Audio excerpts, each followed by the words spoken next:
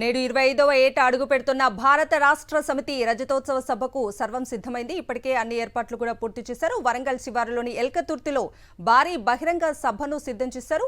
ఇదే అంశానికి సంబంధించి పూర్తి అప్డేట్స్ అందించడానికి మా ప్రతినిధి దిలీప్ లైవ్ లో జాయిన్ అవుతున్నారు.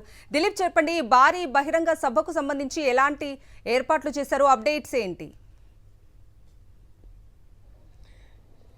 ఎస్ కవిత, చూసుకోవచ్చు. సో మొత్తం తెలంగాణలో ఉన్నటువంటి అన్ని దారులు కూడా ఇటు వరంగల్ వైపే చూస్తున్నాయని చెప్పుకోవచ్చు. సో వరంగల్లో నేడు ఎల్కతుర్తిలో బీఆర్ఎస్ భారీ బహిరంగ సభను ఏర్పాటు చేసింది. సో సిల్వర్ జూబ్లీ వేడుకలను నేటి నుంచి ప్రారంభిస్తున్నారు కేసీఆర్ అని చెప్పుకో. ఈ సభకు సంబంధించి అన్ని ఏర్పాట్లు కూడా పూర్తి చేశారు. సో తెలంగాణ వ్యాప్తంగా మొత్తం 10 లక్షలకు పైగా జనాలు ఈ సభకు వచ్చేందుకు ఇటు బీఆర్ఎస్ కూడా ప్లాన్ చేసింది. నేపథ్యంలో వచ్చిన ప్రతి ఒక్కరు కూడా ఎలాంటి ఆటంకం కలగకుండా అన్ని ఏర్పాట్లు కూడా చేసింది. సో మొత్తం 5 జోన్లుగా విభజించింది. ఇటు ఉమ్మడి మెదక్ జిల్లా వైపు నుంచి ఒక దారి, అటు కరీంనగర్ నుంచి ఒక దారి, అలాగే ఇటు ఖమ్మము వరంగల్ నుంచి ఒక దారి, అలాగే ఇటు హైదరాబాద్ నుంచి వచ్చే దారి. సో మొత్తం అన్ని దారులు కలిసే విధంగా ఎల్కతుర్తిలో భారీ బహిరంగ సభకు ప్లాన్ చేసింది. సో ఈ నేపథ్యంలో ఇవాళ సాయంత్రం సభ కొనసాగనుంది. సో మరి కేసీఆర్ కూడా ఏం మాట్లాడతారు అనేటువంటిది ఒక ఆసక్తి ఇటు పార్టీ కార్యకర్తలతో పాటు నేతలతో పాటు ఇటు తెలంగాణ వ్యాప్తంగా ఉన్నటువంటి రాష్ట్ర ప్రజలందరూ కూడా ఆలోచిస్తున్నారు. కొంత ఆసక్తిగా ఉంది. అయితే ఈ నేపథ్యంలో ఇటు సభకు సంబంధించి కూడా చాలా పెద్ద ఎత్తున ఇప్పటికే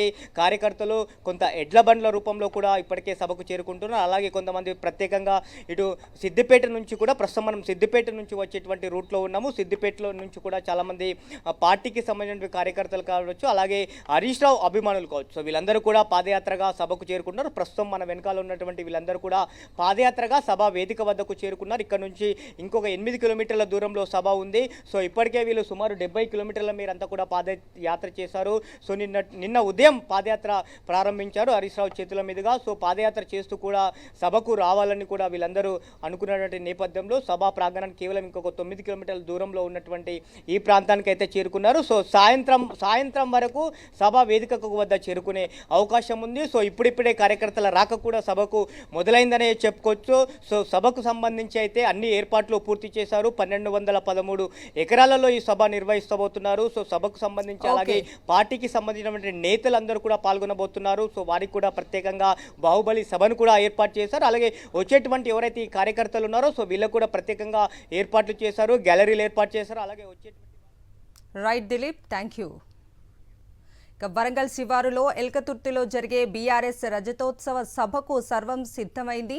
సభా ప్రాంగణం నుంచి మరిన్ని అప్డేట్స్ అందించడానికి మా ప్రతినిధి రమణ లైవ్ లో జాయిన్ అవుతున్నారు. రమణ, కవిత, మొత్తంగా అంటే బీఆర్ఎస్ అత్యంత ప్రతిష్టాత్మకంగా నిర్వహించబోతున్న సభ కోసం మొత్తంగా ఏర్పాట్లు జరిగాయి. ప్రస్తుతం మనం వరంగల్, కరీంనగర్, ముల్కనూరు ఒక చౌరస్తాలో ఉన్నాము.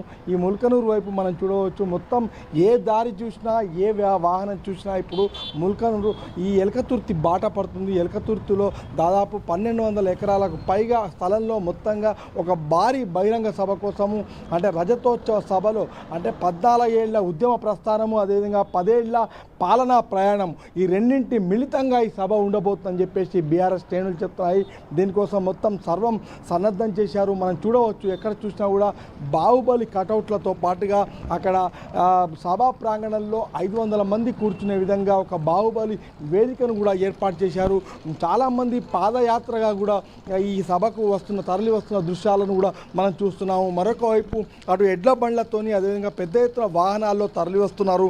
ముఖ్యంగా 45,000 వాహనాలను ఎక్కడికక్కడ పార్కింగ్ చేసే విధంగా, అదేవిధంగా మొత్తం మల్టీ జోన్స్గా విభజించి ఎక్కడికక్కడ రూట్ మ్యాప్లను కూడా వీళ్ళు ఇప్పటికే సిద్ధం చేసిన పరిస్థితి.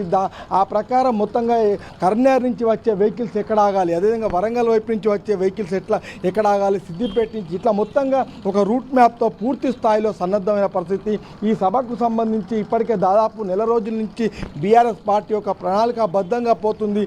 ఈ క్రమంలో మొత్తంగా ఈ సభలో కేసీఆర్ ఏం మాట్లాడబోతున్నారు అనేది ఖచ్చితంగా సర్వత్రా ఉత్కంఠ నెలకొంది. ప్రస్తుతం రాష్ట్రంలో పాలన కావచ్చు, అదేవిధంగా దేశంలో రాజకీయ పరిస్థితులు కావచ్చు, వీటన్నింటిపైన ఆయన ఏం స్పందిస్తారు, ఏ విధంగా ఉండబోతుంది, చాలా రోజుల తర్వాత ఆయన ప్రజాక్షేత్రంలోకి వచ్చి పబ్లిక్లో మాట్లాడబోతున్న నేపథ్యంలో ఏం మాట్లాడబోతున్నారు అనే ఒక ఆసక్తి అయితే మనకు కనిపిస్తుంది. ఈ క్రమంలో మొత్తంగా బీఆర్ఎస్ సభకు సంబంధించి పూర్తిగా పెద్ద ఎత్తున వాహనాలు ఇప్పటికే తరలి వెళ్లడంతో పాటుగా సాయంత్రానికైతే దాదాపు ఒక 10 లక్షల మంది జన సమీకరణకు సంబంధించి కూడా ఇప్పటికే ఏర్పాట్లు చేశారు. ముఖ్యంగా హుజురాబాద్, హుస్నాబాద్, కరీంనగర్ నుంచి 50,000 మంది జనాన్ని సమీకరించే విధంగా ఒక ప్లాన్ చేశారు. మరొక వైపు మిగిలిన నియోజకవర్గాల నుంచి 5,000 నుంచి 10,000 మంది జనాన్ని తీసుకొచ్చే విధంగా ఇక్కడ ఏర్పాట్లు చేశారు. మొత్తంగా అదేవిధంగా ఇక్కడ ఒక రైతులకు సంబంధించిన వ్యవసాయ క్షేత్రం కావడంతో ముఖ్యంగా పెద్ద ఎత్తున ఇక్కడికి వాళ్ళు కూడా తరలి వచ్చే అవకాశాలు కూడా మనకు స్పష్టంగా కనిపిస్తున్నాయి. Kavitha. Right Ramana, thank you.